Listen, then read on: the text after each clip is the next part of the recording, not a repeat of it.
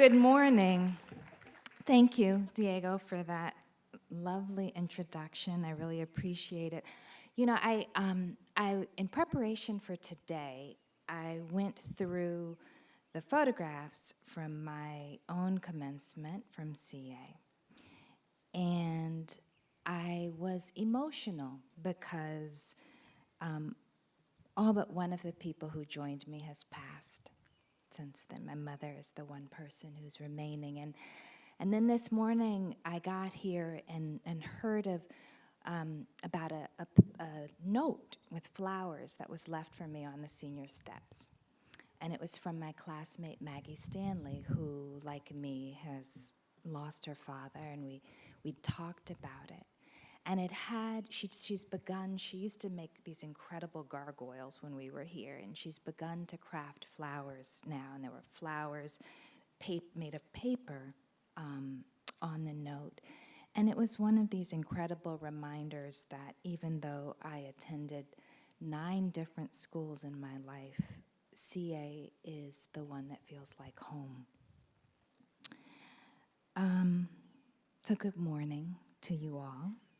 Members of the Concord Academy community, here in person, and those of you who are with us virtually, I am extremely honored to be with you 31 years after I stood where you, the graduates, are standing now. It was quite a different world.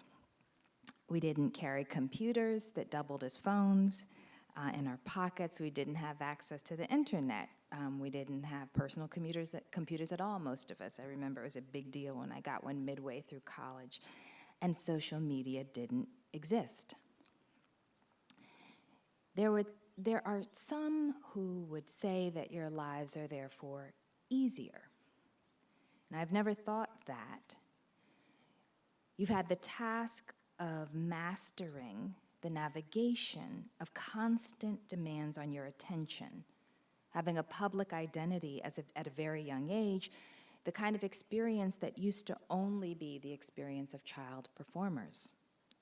And you have endless decision-making in every single thing, from what cereal you have to what station to put on the television to major life choices.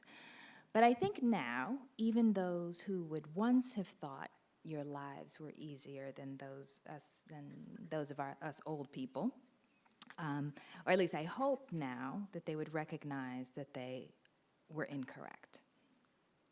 You've lived in an unprecedented time in history, a global pandemic that dispersed us, sent us indoors, resigned us to living with seasons of uncertainty and suffering.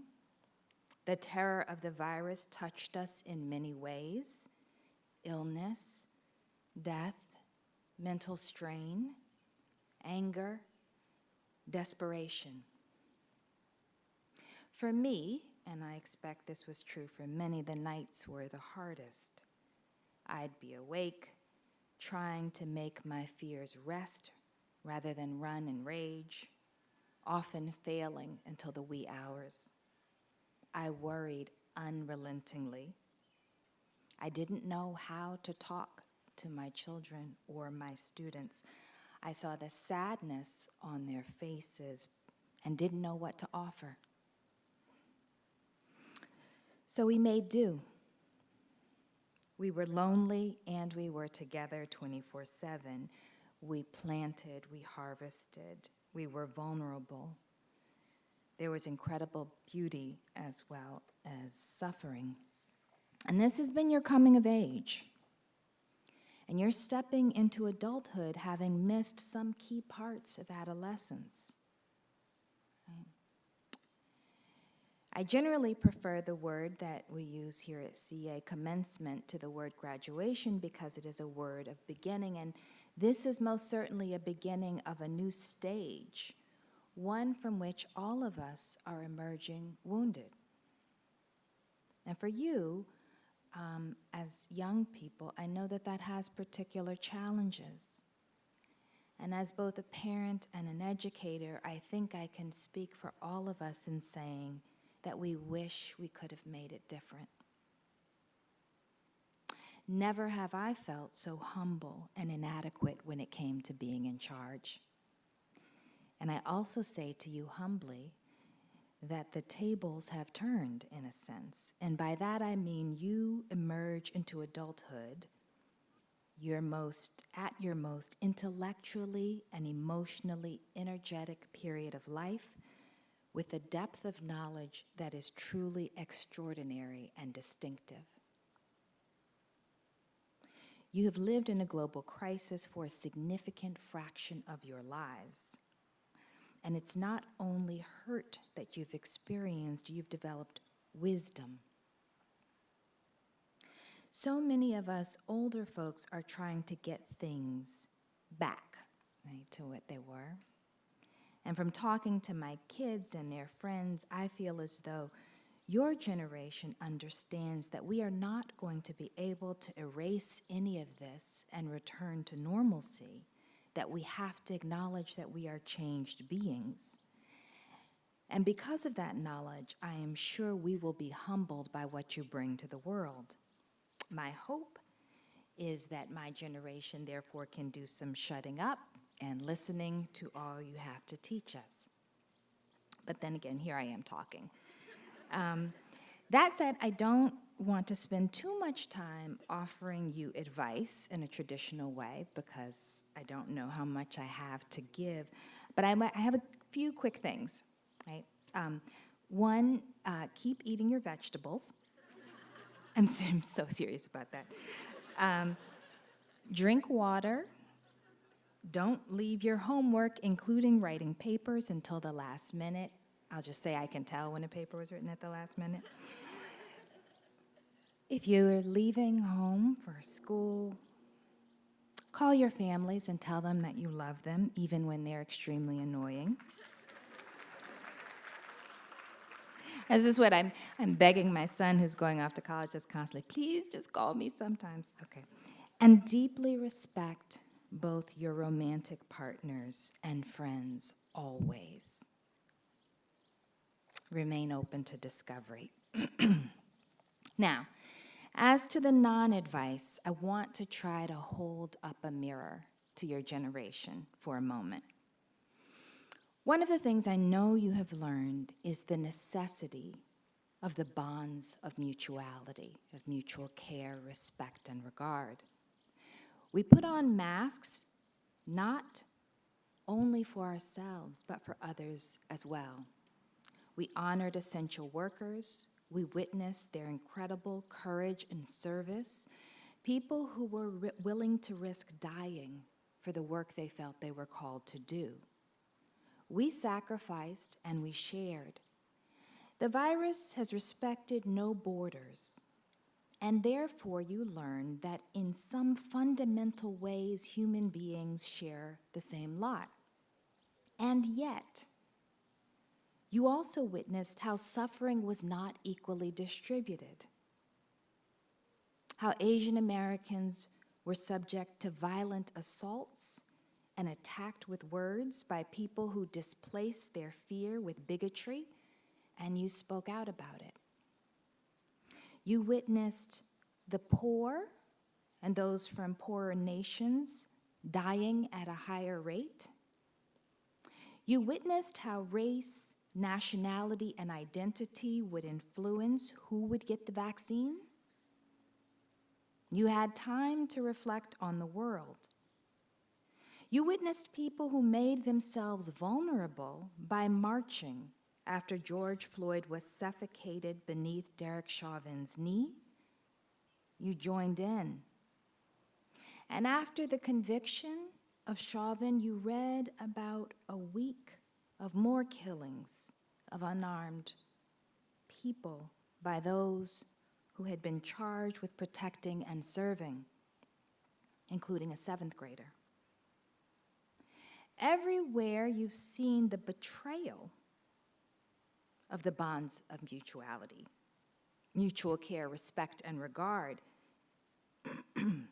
that you know are so essential to the human condition. You've seen the attacks on trans kids and the violence directed at trans adults, and it hasn't ceased. Even in your own school, you spoke out about ways this institution has failed some of you. And that is a really important life reminder. Because every institution, even our families, right? Even our families, is of the society in which it exists. All of them are flawed and at least sometimes unfair, even when hopeful and dedicated and filled with love.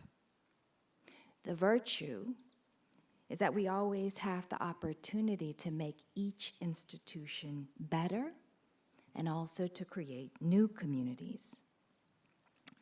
All of that to say, you have the angel of experience at your back, pushing you forward.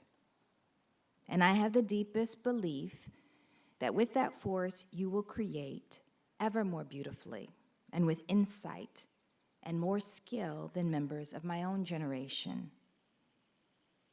I was reflecting the other day about how most of my peers when I was a teenager, and actually, well, pretty far into college, we didn't follow the news every day. Like you wouldn't, we know what was going on in the world. We paid attention to big news, right? But mostly lived rather insulated lives, and how different that is for you, right? You know what's going on all the time, and your sophistication and worldliness have been hard-earned, and for that you have our deepest respect. You've also learned a great deal about the intersection of grief and love.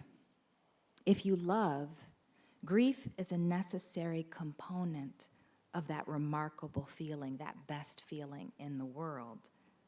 And grief isn't just about death, of course.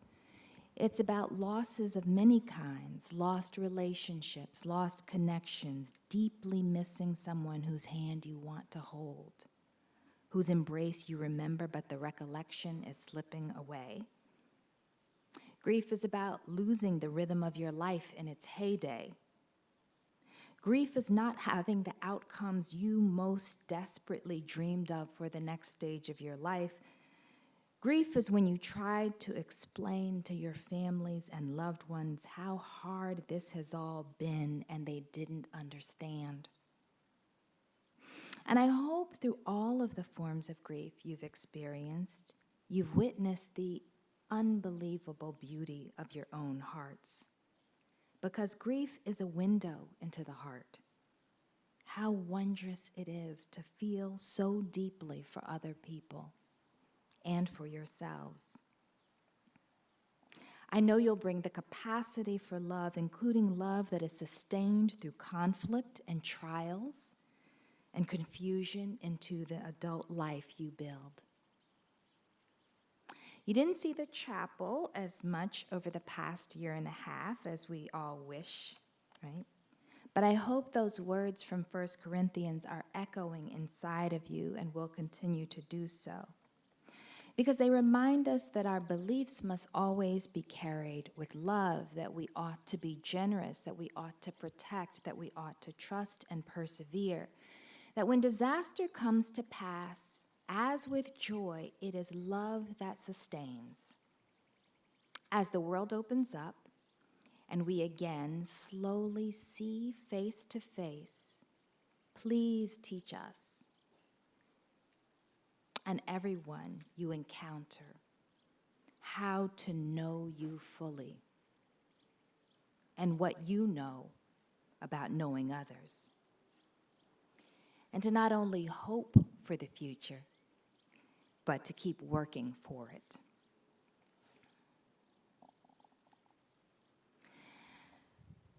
When I thought about how most of my loved ones who came to celebrate with me have died, I made a decision to just, instead of just sort of slamming the photo album shut, to look at their faces, their smiling eyes. And what I saw was myself looking back, a person made through their love, who carries on long after they are gone. Like you, I am working for a future with angels at my back. As the verse says, after all we have endured together, These three remain: faith, hope, and love. But the greatest of these is love. We who surround you today with our love are deeply honored to celebrate your commencement into the world. Thank you.